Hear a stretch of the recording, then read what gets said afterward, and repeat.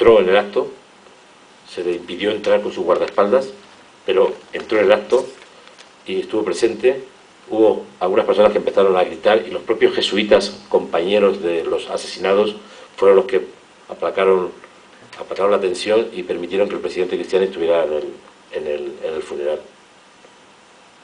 Combates de aquellos días, una más de las fotografías estas de las atrocidades cometidas por los soldados salvadoreños, vida cotidiana, y estas son fotografías tomadas justo el día que se acababa la guerra en El Salvador. La llegada de los comandantes guerrilleros a El Salvador, aquí uno de los 5 comandantes, Safir Handal, y esta es la imagen de los 5 comandantes de la guerrilla, el actual presidente de El Salvador, Joaquín Villalobos, Safir Handal, ¿cómo se llaman los otros dos? Yago, Jovel y... Ungo. No, los guerrilleros, los jefes. ¿Cómo se llama el otro? Guillermo Ungo. No, Facundo no. Tampoco. Facundo era un segundo. Era un segundón. Eduardo Sancho. Roque, sí. Eduardo Sancho. Eduardo Sancho, no, Roque no. Era el seudónimo. Sí, seudónimo era, sí, Roque, justamente, Eduardo Sancho. Bueno, los 5 comandantes en el momento en que aterrizaban un día antes justo de firmarse la paz en El Salvador, llegaban al Salvador y, bueno, de alguna manera se ponía en imágenes lo que estaba ocurriendo. Y esta es una fotografía que es la primera misión española importante. España jugó un papel importante en la resolución de ese conflicto y al final se enviaron capitanes y comandantes y tenientes coroneles del ejército español y fueron los que negociaron con las guerrillas y con el ejército la entrega de las armas. Y para acabar esta fotografía, que para mí es una fotografía que pone fin un poco a todo este desastre de 12 años de guerra, pero de muchas décadas de conflictos. Decirles solamente para finalizar que en la vida de un periodista, insisto, hay momentos estelares, dramáticos, realmente inolvidables. El asesinato de los jesuitas significó para mí un momento en mi primer periodo de mi vida profesional, la primera década de mi vida profesional, uno de los momentos más amargos. Recuerdo todavía cuando el provincial de los jesuitas, José María Tojeira, justo la tarde del funeral, nos citó a media docena de periodistas españoles y al final del acto nos preguntó: ¿queréis ver cómo encontramos a los jesuitas? ¿Queréis ver las imágenes de cómo estaban? Y yo, lo digo sin ánimos de nada, fui el único que realmente acepté ver las imágenes, y a pesar de que conocía muy bien a Ignacio y a Curía, no lo pude identificar. Habían sido asesinados vilmente, con disparos a quemarropa, disparos de fusiles de asalto que tienen una munición que a pocos metros te destroza, y realmente fue muy doloroso, ¿no?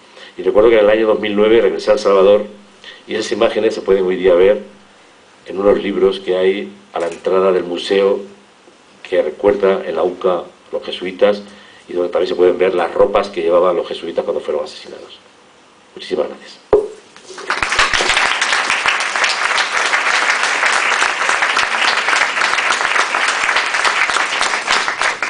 Yo insistía en que no quería participar mucho porque quería dejarles hablar a ellos, pero me acabo de acordar de una frase que me dijo Gervasio una de las veces que hablé con él en referencia a Fernando Álvarez de Miranda, que fue algo así como: si Fernando hubiera estado allí en noviembre del 89, seguro que muchas cosas de aquellas no hubieran sucedido. Yo no sé si es así o no, pero lo que a mí me gustaría es que, bueno, pues que contara un poco. Entiendo que es muy difícil su recuerdo de aquellos 3 años en El Salvador y de qué participación tuvo España en todo aquel proceso, porque sé que la embajada incluso alojó a la guerrilla durante una época de unas negociaciones, y que pueda contarnos todo esto.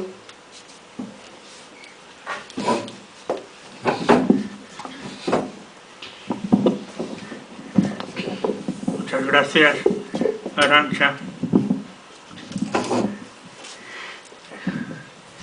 Muchas gracias a todos los que están hoy aquí.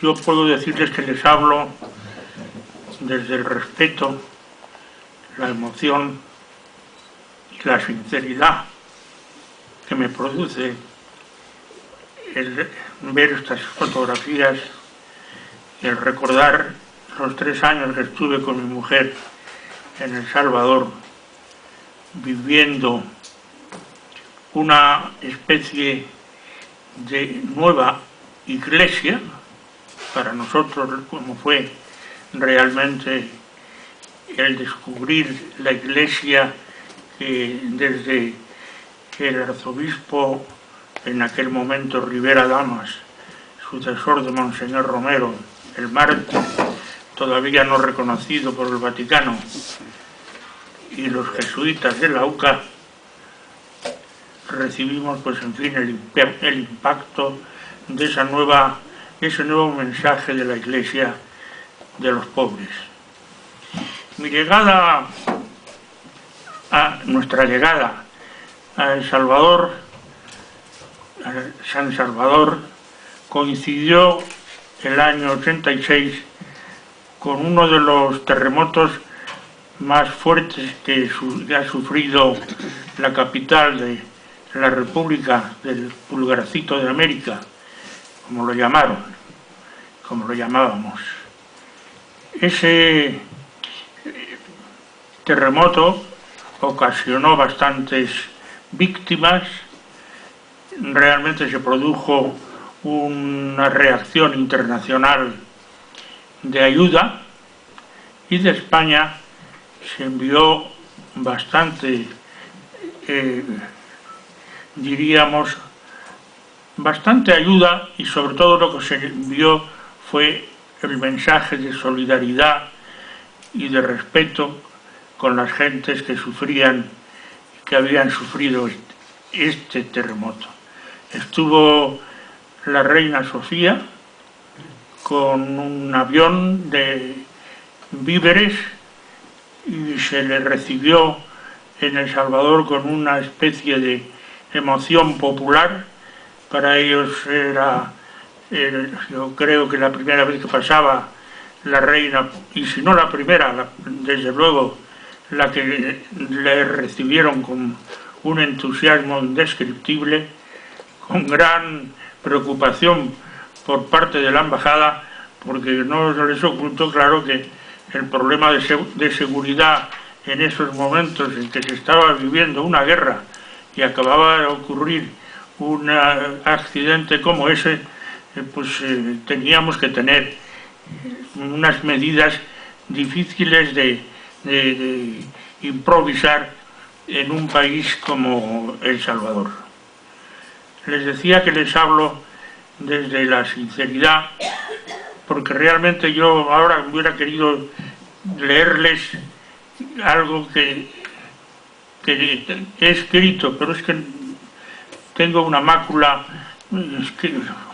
que me impide leer, y les pido a ustedes que me perdonen, porque este diálogo, como digo, está más que dictado y reseñado desde un rigor de intelectualidad. Les hablo con la emoción y la sinceridad de haber vivido esos años en El Salvador. Les decía que para nosotros fue emocionante llegar allí y ver, pues en fin, lo que era después de la experiencia de un terremoto, que no se lo deseo a nadie, el que lo aviva, pues toda la ayuda que se prestaba, y al mismo tiempo el respeto y la emoción con que nos llegaban las cosas allí a la embajada. En realidad, en la embajada pues acogimos a todos los españoles que vinieron pidiendo una orientación, una ayuda, un consejo.